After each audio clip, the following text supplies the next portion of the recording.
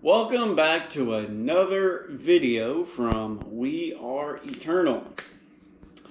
So, I'm going to do something a little bit different this time because usually I have a script set up. I pick a topic, write notes, prepare a script, whatever, and I talk about that topic. But this week, I didn't have time to do that. But over the past few months, I have been taking notes and writing stuff down on index cards and stuff like that. So that is what I'm going to do. I'm going to break out my notes and I'm going to just read some little random tidbits I've had written down and talk about them. And yeah, so it's gonna be kind of like a freestyle. So the first one is right here, and it says various spiritual entities are archetypes that represent various psychological traits. So this one obviously was about archetypes. By the way, Renaissance Fairy Transformative Talks has a lot of videos, a lot of material on archetypes. So I recommend that channel. That's Renaissance Fairy Transformative Talks. But as far as spiritual entities or archetypes that represent various psychological traits, spiritual entities such as Jesus, Lucifer, things like that. It doesn't even have to be spiritual entities. Pick a historical figure, Martin Luther King Jr. I mean, he had a positive message. That could be an archetype.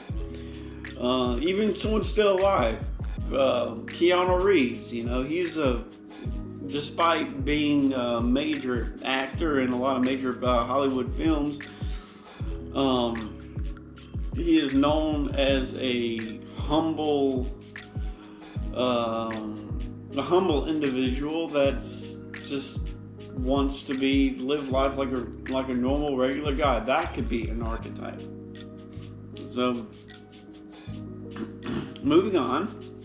The next one I have comes from my phone, and I wrote, Christians prefer the idea of being created by a divine being rather than being a part of a whole. See, Christians believe that they were created by a divine being. We were not created. You can trace the formation of a human being all the way from the time the sperm goes into the egg and cell reproduction and the development of a fetus, and through all the 3 trimesters up until birth. And that's how we came to be. That's how our avatars come to be. Christians think that they were created, like maybe they're referring to how life was created, but like an individual soul is created, but an individual soul is not created. An individual soul, or a zeta, is eternal. So the zeta interfaces with the child once it's born. Or that's a good question. I wonder at what point is the zeta actually interfaced with a created child? It couldn't be whenever the baby's still in its mother's womb, because nobody has ever given accounts of, yeah, I was just floating around in my mom's uterus and I had this umbilical cord. I was playing with the umbilical cord, and then all of a sudden one day, one day I just wanted to leave, so I just broke out of the wound, and here I am. No, it's never happened.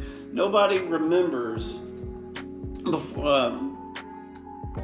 Nobody remembers whenever they were in the wound.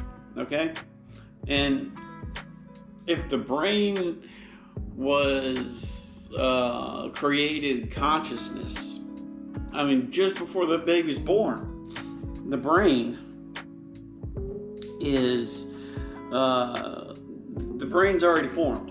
Okay, and the subjective experience isn't just like Morg said. The subjective experience isn't just a byproduct of the complexity of the brain. Well, he didn't say that exactly. Well, they didn't say that exactly. Morg said that that's what materialistic science claims. But anyways, what the fuck was I even talking about? See, this is why I need notes. Christians prefer the idea of being created by a divine being rather than being... Alright, so if Christians only realized that they were divine, then, and they were an eternal collection of frequency patterns, maybe then they would be able to put, 2 and 2 together. But anyways, that actually leads me to my next note, which says people are unable to see themselves as God because the system of control they are all subject to breeds low self-confidence to the point of making it impossible to see themselves as anything greater than something that is broken.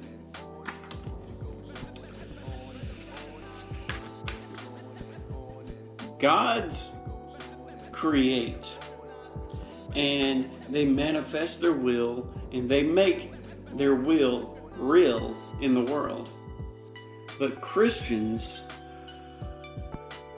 well, not just Christians, most people, the vast majority of people in the world, if you suggest that they are gods, or they are divine, or they have something beyond human inside of them, they will think negative thoughts. They will think blasphemy. They will think, how dare you speak out against my imaginary friend, whatever.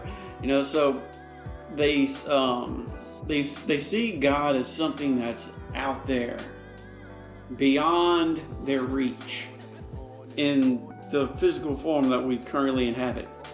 They don't see it as a part of themselves. So,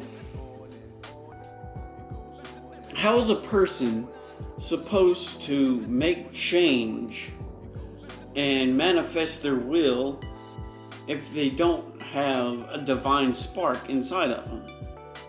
All they know how to do is follow the narrative. And I have a little note under here. It says, people make you feel crazy because they impose their own spiritual limitations on you. People think that they are not worthy of holding the title of divine.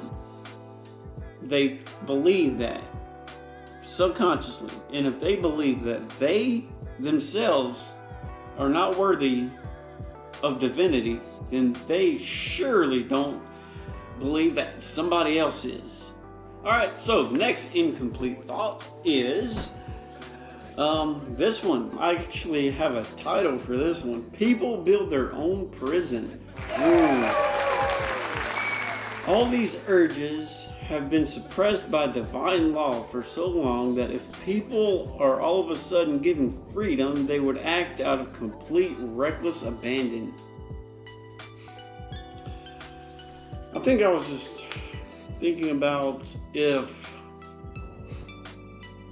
all of a sudden the world had a sudden awakening that religion, like the big religions like Christianity, Islam, and everything, are the bullshit that, I mean, if they realize, if people realize that these religions are the bullshit that they are, just a system of control and, an attempt to seize power.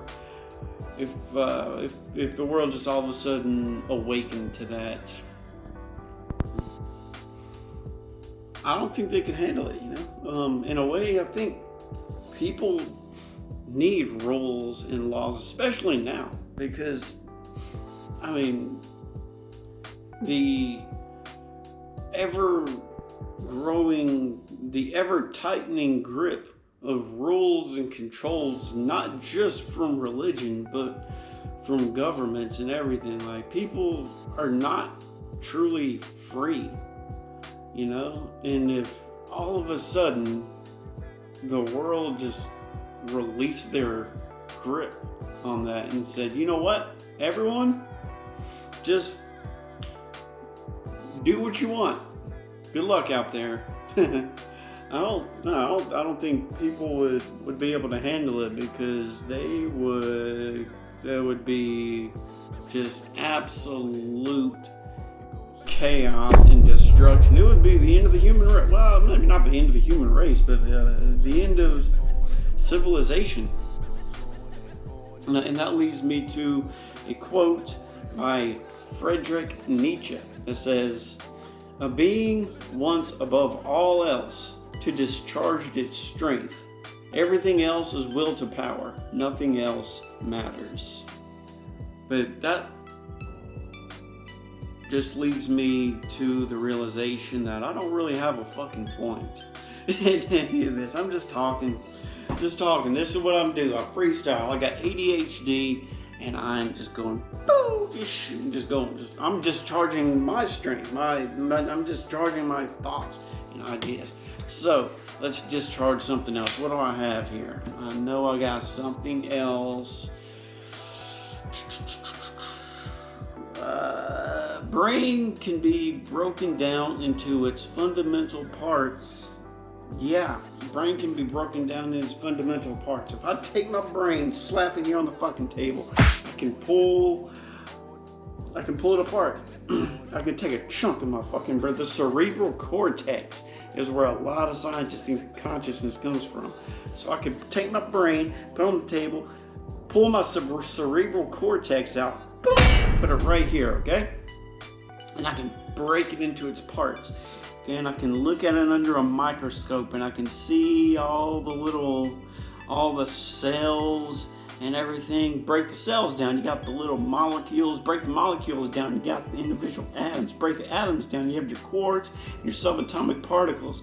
Where the fuck is the consciousness in all of this stuff? I don't know. Alright, so that is that one. What is next?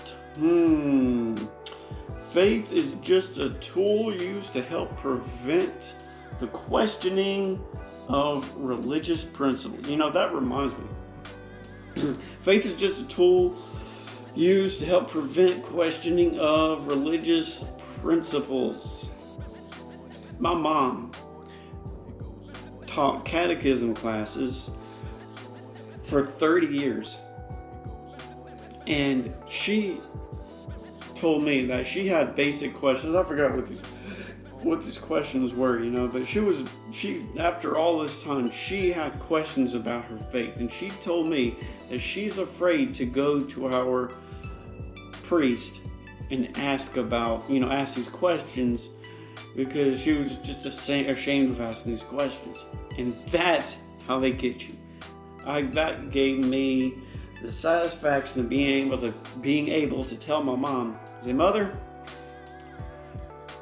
they don't have answers to these questions, or they have non-answers to these questions. But let me tell you. And then that led to a conversation with my mom that made her less than comfortable. Connecting with the unconscious helps to get it in sync with the conscious. making the unconscious conscious. It's not only for manifesting your will, but also for identifying and structuring your unconscious desires. Hmm? Yeah. Well, I think I am going to close the books on that one. So, I hope you enjoyed my incoherent ramblings about you see. Whenever I go back and I think about what I talked about, I can't remember. I don't even remember what I talked about. So, editing this video is probably going to be pretty fun. Oh yeah, and here's Mama Kitty. Sweet little fur ball. Well, thank you for watching the video, and maybe next time I'll have an actual topic. Let me know if you want to see me do one of these freestyle videos again.